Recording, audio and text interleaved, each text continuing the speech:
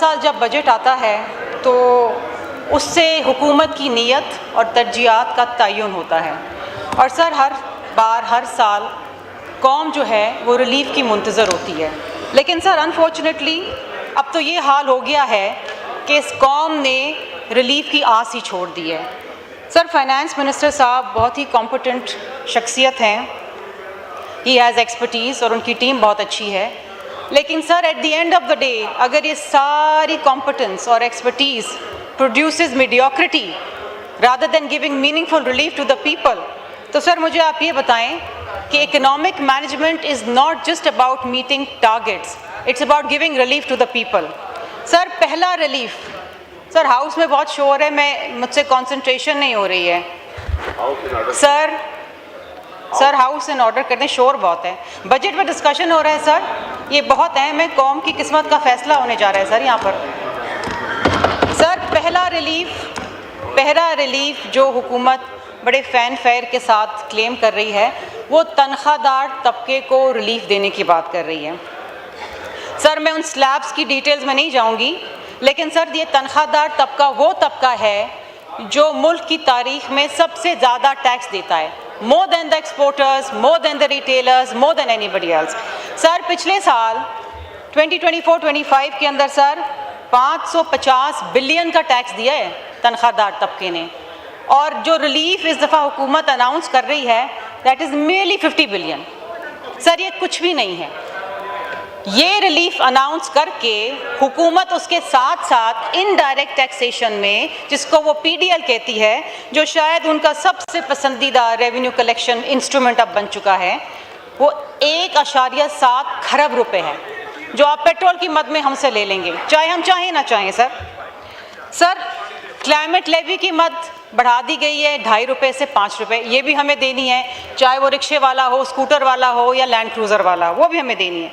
Sir जो दूसरा मेरा कंसर्न है वो ये है कि सर जो सेल्स टैक्स का 3rd शेड्यूल है उसको एक्सपैंड कर दिया गया है और उसमें 21 कैटेगरीज इंक्रीज़ कर दी गई हैं, जिसमें सर वो आइटम्स हैं जो लग्जरी आइटम्स नहीं हैं, उनको अब रिटेल प्राइस के ऊपर टैक्स किया जाएगा, जिसमें सर दूध है, दूध के प्रोडक्ट्स हैं, हाउस होल्ड प्रोडक्ट्स हैं, सैनिटरी प्रोडक्ट्स हैं। सर ये तमाम वो चीज़ें हैं जो एक आम शहरी एक आम घरेलू ज़रूरियात के मुताबिक अपने घर में इस्तेमाल करता है। होगा क्या सर, पैसे बढ़ जाएंगे और वो फिर एक इनडायरेक्ट टैक्सेशन में आवाम अपनी जेब से देगी। सर अनफॉर्चुनेटली ये जो टैक्स का बर्डन है ना, ये चाहे कितना ही कहें कि हम टैक्स नेट बढ़ा रहे हैं, लेकिन इनका एक जो वतीरा है वो ये है कि ये जिनको ऑलरेडी डॉक्यूमेंटेड जो टैक्स पेयर्स हैं उनके ऊपर मज़ीद बोझ डालें। सर हुकूमत खुद क्लेम करती है, ये इनके इकोनॉमिक सर्वे में सर ये फिगर आया है कि जो गुर्बत की सतह है इस मुल्क में वो 28.9% है, विच इज़ 29%। सर अब 29% का मतलब ये है कि हर तकरीबन चौथा पाकिस्तानी गरीब है। और सर अब एक और चीज़ मैं जिक्र करूँ, अब मुझे समझ नहीं आता कि वो सुन के आप हंसेंगे या रोएंगे। सर थोड़ी सी तवज्जो दे दें, स्पीकर साहब आपकी तवज्जो की मुंतज़िर हूँ। सर हुकूमत ने जो गुर्बत की सतह को डिफ़ाइन किया है वो है 8,483 रुपये। वो ये कहते हैं कि जो शख्स महीने में 8,483 रुपये कमाता है वो अपने महीने की ज़रूरियात पूरी कर सकता है और वो गरीब नहीं है। सर मुझे ये बता दें, यहाँ कोई शख्स बैठा हुआ, और मिनिस्टर साहब यहाँ खुद बैठे हुए, मुझे बता दें क्या 8,483 रुपये में कोई शख्स पाकिस्तान में अपनी माहाना ज़रूरियात पूरी कर सकता है? खाने पीने की अशिया, बिजली, गैस, बेसिक कम्युनिटीज़ कर सकते हैं सर? अगर नहीं कर सकते तो इस फिगर को सर रिवाइज़ करें और कौम से सच बोलें कि कितने लोग गुर्बत की सतह से सर नीचे हैं। सर अब रिलीफ किसको दी जा रही है? अब आप ये देखें, ये रिलीफ क्रेडिट कार्ड होल्डर्स को जो बाहर जाके बैरून मुल्क शॉपिंग करेंगे। फिर रिलीफ दी जा रही है sir first class and business class travellers को। How many poor people in this country are going to get relief from these measures, sir? ये आप अशराफिया को इसका मतलब ये है, मैसेज क्या दे रहे हैं? आप गरीब हैं तो आप टैक्स देते रहें हर हाल में, डायरेक्ट इनडायरेक्ट, लेकिन आप अमीर हैं तो हम आपका बोझ कम करेंगे। सर एक बड़ी अच्छी बात वज़ीर ख़जाना साहब ने कही, and I must appreciate this. उन्होंने पॉपुलेशन एक्सप्लोजन की बात करी। सर एक एस्टिमेट के मुताबिक अगर हम इसी सतह पे चलते रहे, इसी रफ्तार पे चलते रहे, तो 2050 में पाकिस्तान की आबादी 390 मिलियन हो जाएगी सर। और इस मद में उन्होंने कहा कि हमने एक छोटा सा इंटरवेंशन किया है, जो हमने कॉन्ट्रसेप्टिव से टैक्स ख़त्म कर दिया है और पिंक टैक्स ख़त्म कर दिया। आई अप्रिशिएट दैट, लेकिन sir there needs to be a direction, there needs to be a plan how to control this population. Sir एक टाइम बॉम्ब है, this is a socio economic disaster and it is there at our door step. Sir इसके ऊपर खुदारा आप बात करें। Sir दूसरी अहम चीज़, इस मुल्क के अंदर 68% population is below the age of 30। इसका मतलब है योर यंग पाकिस्तानीज़। अनएम्प्लॉयमेंट, बेरोज़गारी 7.1% पे है। सर मैंने इस बजट के अंदर इस यूथ के लिए कुछ नहीं देखा। I saw nothing at all. 16 crore 30 lakh Pakistani नौजवान हैं सर, और मैंने उनके लिए जो एक खतीर रकम रखी गई है वो है 5 अरब रुपए। 5 अरब रुपए 1,20,000 नौजवानों के लिए जिनको ट्रेनिंग दी जाएगी। इसका मतलब ये है सर कि जो बाकी नौजवान हैं उनके लिए कुछ नहीं, सिर्फ 1,20,000 नौजवान। इसका मतलब ये है जो आप खर्च कर रहे हैं 16 करोड़ 30 लाख नौजवानों पे पाकिस्तान में, वो है 0.07%। और अगर आप इसको पैसों में ट्रांसलेट करें तो सर ये 32 रुपये बनता है पर नौजवान। सर इस्लामाबाद में एक समोसा भी 40 रुपये का मिलता है, और आपने अपने नौजवान की कीमत जो है 32 रुपये लगा दी, एक समोसे से भी कम। दिस इज़ योर प्रायोरिटी, ये आपकी प्रायोरिटी है।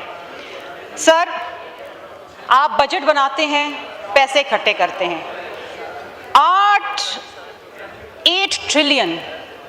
Trillion from your current expenditure, which is 43% of your current expenditure and 68% of your federal revenue, it goes in interest payments. Sir interest payments का मतलब क्या? वो जो कर्ज आप लेते हैं, इसमें जो सूद आपने देना है, आप वो सूद में दे रहे हैं। पेंशन की मद में sir 1.1 trillion. Sir this is not sustainable.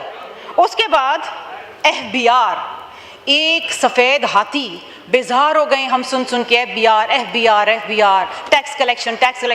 Sir again a tax shortfall of 1.1 trillion. Article 164 आप इन्वोक करते हैं, सूबों को चाबी देते हैं और सूबों को कहते हैं कि जी हमारी नाकामी और नाअहली को फंड करें। अब आप वो पैसे जो आपने सूबों से लिए हैं वो भी 1.1 ट्रिलियन है। अगर आप FBR की शॉर्टफॉल ख़त्म कर ले तो शायद आपको सूबों से पैसे लेने की ज़रूरत ना होती। सर पेंशन्स के रिफॉर्म्स, 2 साल से मैं सुन रही हूँ कि पेंशन्स के रिफॉर्म्स आने। सर एक रिफॉर्म नहीं हमने सुना, एक रिफॉर्म। बातें बड़ी अच्छी होती हैं, सही सिमत में जा रहा है, स्टेबलाइजेशन हो रही है। सर योर सर्कुलर डेट 5.1 खरब रुपए is your circular debt. Sir अब सवाल ये आपका सिर्फ एनर्जी सेक्टर का सर्कुलर डेट है। सर अब आपका सवाल मैं आपसे पूछती हूँ, और ये कौन भी सवाल पूछ रही है कि 5.1 जो आपका एनर्जी सेक्टर के अंदर सर्कुलर डेट है, उसकी नतीजे में जो वज़ीर तवानाई हैं उनको सितारे इम्तियाज़ दे दिया जाता है। लेकिन कौन में पूछ रही है कि ये नाअहली और नाकामी का बोझ कब तक हम उठाएंगे? ये हमारी जेबों से जा रहा है। सर सबसे ज़्यादा इस मुल्क के अंदर जो बिजली की कीमतें हैं पूरे खत्ते में नहीं है। सर पूरे खत्ते में नहीं है। जो यहाँ पेट्रोल की कीमतें हैं पूरे खत्ते के अंदर नहीं है सर।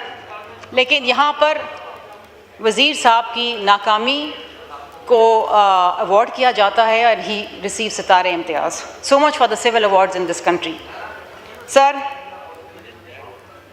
आपने कौम की जो सरमाया है वो कौम की यूथ है, कौम के वो लोग हैं जो बेरोज़गार हैं, जो पढ़ना चाहते हैं, लिखना चाहते हैं, जो नौकरियां चाहते हैं। Sir there is no dedicated allocation for any job creation in this budget, nothing, zero. आपने ह्यूमन कैपिटल के अंदर इन्वेस्टमेंट ही नहीं की। आपका जो एजुकेशन सेक्टर है सर, अब उसकी एलोकेशन इतनी कम हो गई है कि वो 0.8% ऑफ GDP चला गया है। सर वो जो रिफॉर्म्स की बातें थी, वो रिफॉर्म्स की बातें हमें कहीं नज़र नहीं आ रही। सर मैं कराची पे आती हूँ, मेरा ताल्लुक़ कराची से है। Sir Karachi pays the highest tax in the country, highest tax.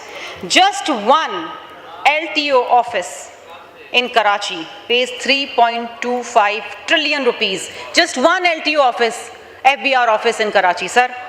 और कराची का जो IT पार्क है, जो 31 बिलियन की उसकी वो है स्कीम है, उसके लिए सिर्फ जो रकम मुख्तसिस की जाती है that is 3.7 billion. 3.7 billion. A city that pays the highest taxes, sir. ये कराची के लिए इन्होंने पैसे रखे हैं. सर सिंध के हवाले से मैं ज़रूर बात करूँगी. PSD number 55, it is very important sir. और ये हैदराबाद सखर मोटरवे है जो 306 किलोमीटर है. सर इसकी जो टोटल कॉस्ट आ रही है ना वो 363 बिलियन है. और आपको पता है इस दफ़ा जो बजट में पैसे रखे गए वो कितने? 30 बिलियन. सर ये 10 साल में प्रोजेक्ट कंप्लीट नहीं होगा. हैदराबाद सखर हम रोते रहेंगे, ये हुकूमत भी चली जाएगी, दूसरी आएगी, हम रोते रहेंगे, लेकिन वो हैदराबाद सखर मोटरवे नहीं बनेगी. ये खतीर रकम. और सर NHA को कितने पैसे इस दफ़ा दिए गए हैं? 224 billion. NHA highest single allocation. पिछले साल भी NHA यूटिलाइज नहीं कर पाया, सिर्फ 124 बिलियन किए थे. इस साल भी हाईएस्ट एलोकेशन है, लेकिन हैदराबाद सखर के लिए पैसे नहीं है इनके पास. सर मोरो से लेकर रानीपुर ये स्कीम जो है N5, सर ये 557 बिलियन की स्कीम है. और सर एलोकेशन कितनी है? 9 बिलियन. न जाने कितने सालों में बनेगी. सर ये सिंध के साथ जो रवैया किया जा रहा है मैं उस पर बताना ज़रूरी समझती हूँ. सर फिर उसके बाद एक अम्ब्रेला स्कीम है जो 155 बिलियन की है. सर उसमें रानीपुर से सखर तक 70 किलोमीटर है, 70 किलोमीटर्स. सर पैसे पता है कितने रखे हुए हैं? 6 billion. Just 6 billion sir. Sir इसी तरीके से स्कीम 57 जिसकी एलोकेशन होनी चाहिए थी बहुत ज़्यादा, उसकी टोटल स्कीम की लागत है 27 बिलियन और पैसे दिए हैं 2.5 billion. Sir 2.5 billion. Sir wind up करते हुए मैं एक चीज़ कहना चाहूँगी कि बात की गई कि हम स्टेबलाइजेशन के दौर में आ गए हैं और अब हम इधर से हम आगे जा रहे हैं एक ग्रोथ की तरफ. Sir your GDP is 3.7 and the growth that you are projecting for next year, the ambitious growth is 4%. 0.3% is not growth.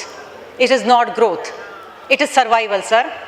और अगर आपकी यही mediocre ambition है तो अल्लाह आपका हाफिज़ है, अल्लाह इस कौम का हाफिज़ है. सर बात ये है कि sir we cannot keep on taxing this nation to fund 8 trillion of debt servicing. We cannot do this, sir.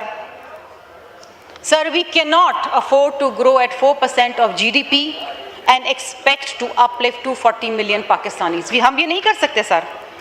हम डेवलपमेंट बजट कट करते रहेंगे और हम फंड करेंगे पेंशन्स.